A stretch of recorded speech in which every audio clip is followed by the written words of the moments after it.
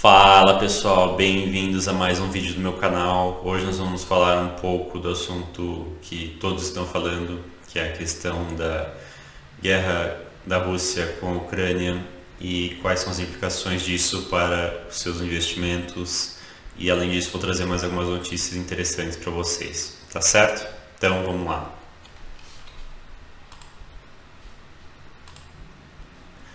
Bem, para começar, vamos falar um pouco aqui de índice, né? O que aconteceu no índice. O índice abriu em baixa quinta-feira com a invasão da Rússia, uma queda forte, mas já recuperou tudo. O dólar começou um movimento de alta.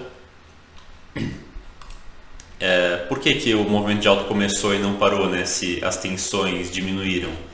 O índice recuperou. Por que o dólar não voltou a cair?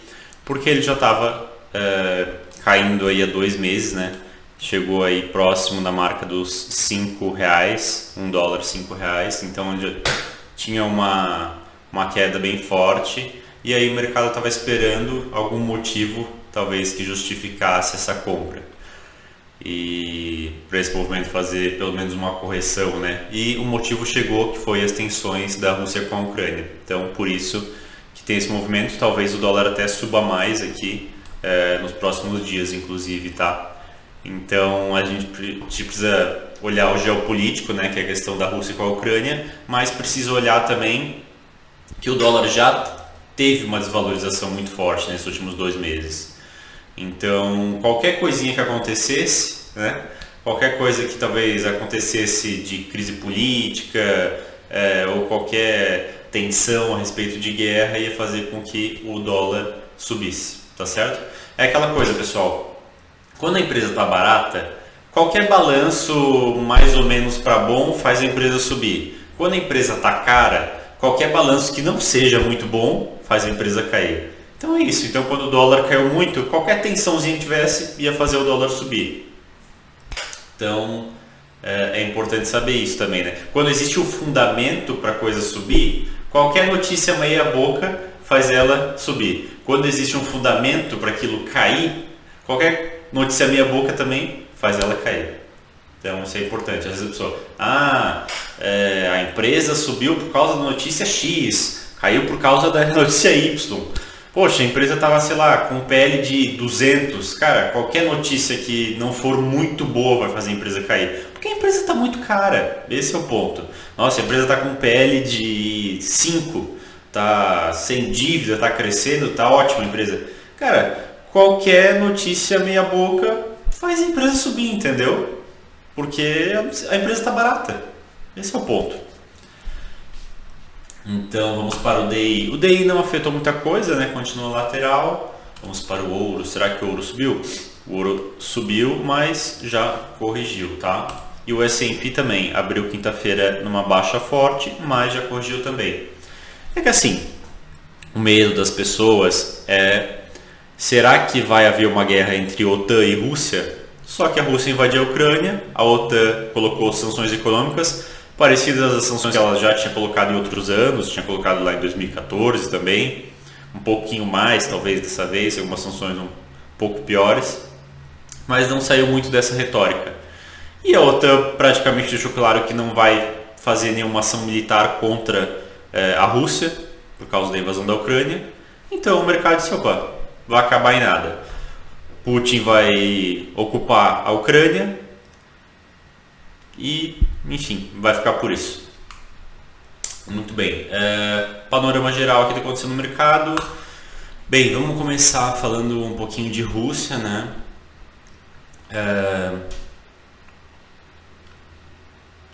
A gente viu aqui que os principais índices russos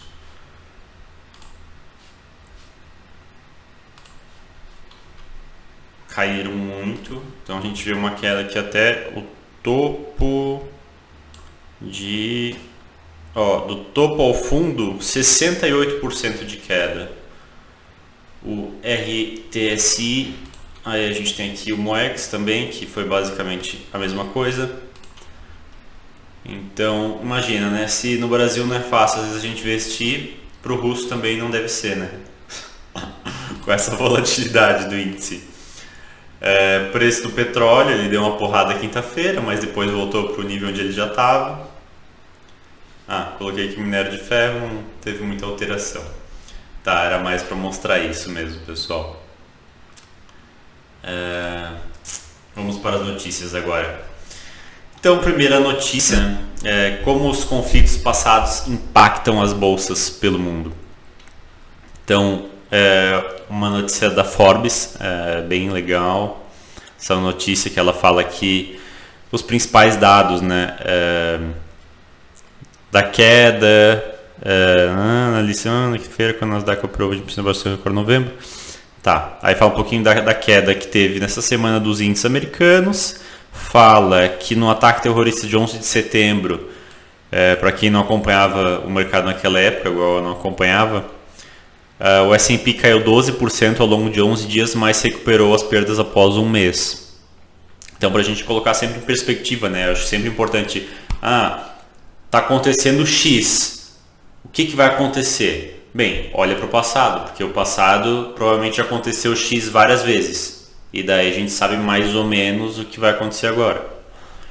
Nunca é exatamente igual, mas na maioria das vezes é parecido.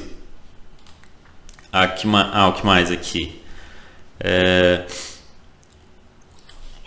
S&P caiu 7% em um único dia após a crise dos mísseis cubanos, mas recuperou perdas em 4 dias.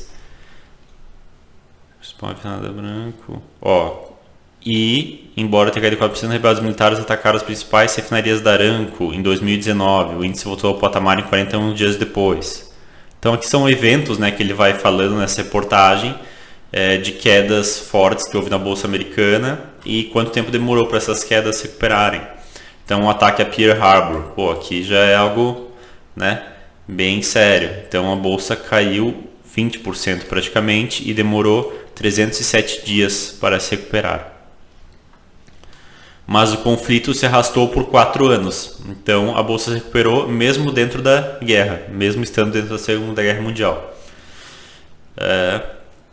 Então, informações interessantes.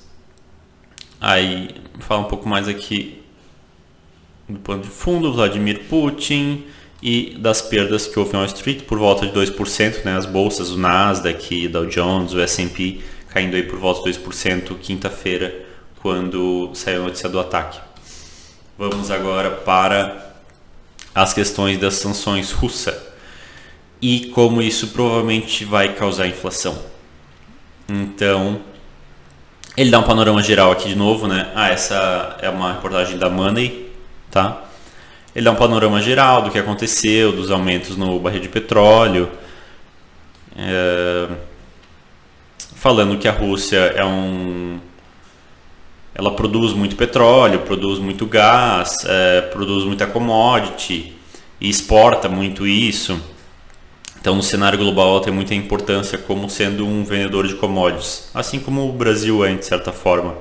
Mas nós somos mais commodities agrícolas, eles seriam mais commodities energéticas. Apesar de nós também termos commodities energéticas e eles também terem commodities agrícolas. Muito bem. Aí ele começa a falar na reportagem como as sanções funcionam. E daí fala aqui, né, que as sanções include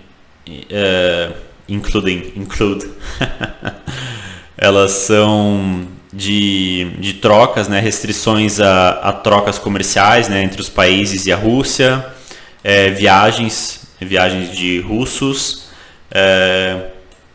ajudas internacionais e o congelamento de ativos de contas bancárias de russos pelo mundo. Muito bem. Esse é o principal das sanções. O Biden vai anunciar mais sanções a bancos russos e indivíduos e as exportações russas. Isso vai custar muito para a economia russa imediatamente e no longo prazo. Só que isso, pessoal, também, ele fala aqui, as sanções russas vão afetar a inflação americana? Sim, provavelmente vão afetar a inflação americana e principalmente a inflação europeia, né? Então, como você vai ter sanções a um dos principais exportadores de petróleo, de gás, eles também têm, qual é o nome? Não são exportações agrícolas, são produtos agrícolas que são utilizados para melhorar o cultivo. Então são minerais que às vezes são usados nas plantações para aumentar a produtividade, que são muito importantes. Eu não me lembro o nome exatamente agora, mas enfim, e daí eles discorrem um pouco sobre isso, como isso provavelmente vai aumentar o custo dos alimentos, vai aumentar o custo do petróleo, vai aumentar o custo do gás natural. Acho que principalmente o pessoal ali da Europa, no Brasil isso também vai ser sentido, mas vai ser sentido um pouco menos. Mas enfim, eu acho que as sanções russas, qual que é o efeito que vai ter para a gente e para boa parte do mundo, para o resto do mundo? Aumento nos preços, vai aumentar a inflação. Então, acredito que é mais ou menos essa a ideia. Muito bem, vamos para uma última notícia agora, que essa eu achei interessante, não porque ela é boa, mas porque ela é ruim. Que o Putin pode ter começado, aqui é da Fortune, a reportagem, Putin pode ter começado uma nova revolução verde na Europa. Que pena que a Alemanha ficou tão dependente do gás natural. Aí ele começa a falar aqui, né, sobre como 25% da energia que a Alemanha usa vem do gás natural e quase 50% da energia utilizada na Alemanha vem de energias renováveis, e como a Alemanha tem metas ambiciosas, né, de até ali 2038 não ter mais energia do carvão e quase praticamente toda a energia vindo de fontes renováveis. Enfim, e assim, eu achei a matéria engraçada, leiam, ou não leiam, né, é mais uma... Mas achei interessante mais pela crítica do que por ser uma matéria boa, na verdade.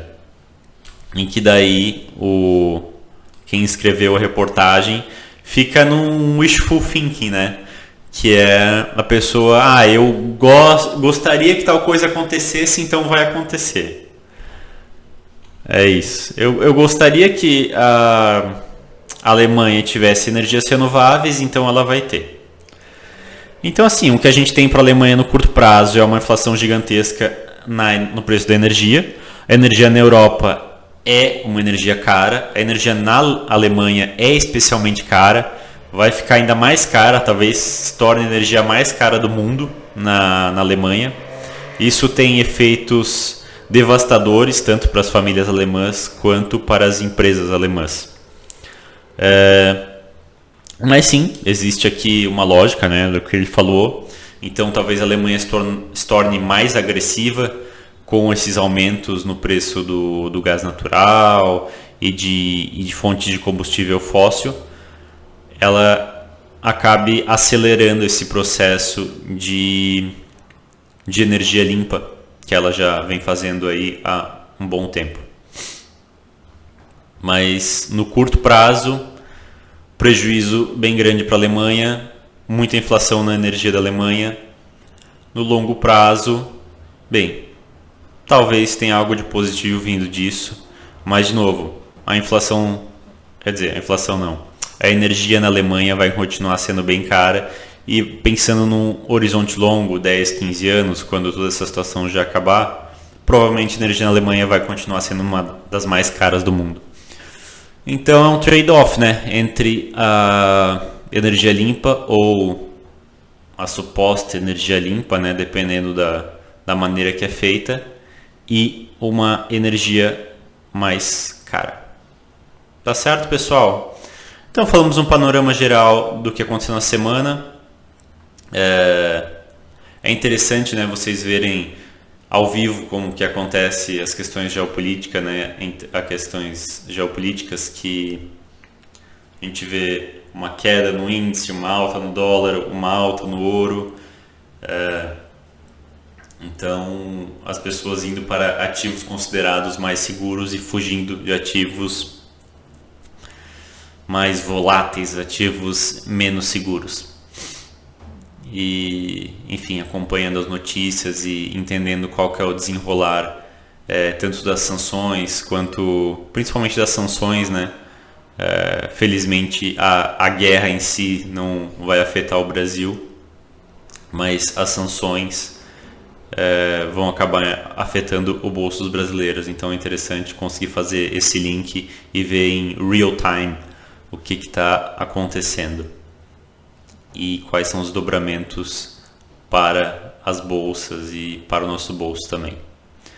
Tá certo, pessoal? Então eu estou gravando esse vídeo sábado de manhã, ele vai ao ar domingo. Então se acontecer algo entre sábado de manhã e domingo e eu não comentei, é porque eu não vi. Então tá certo. Até terça-feira. Um abraço.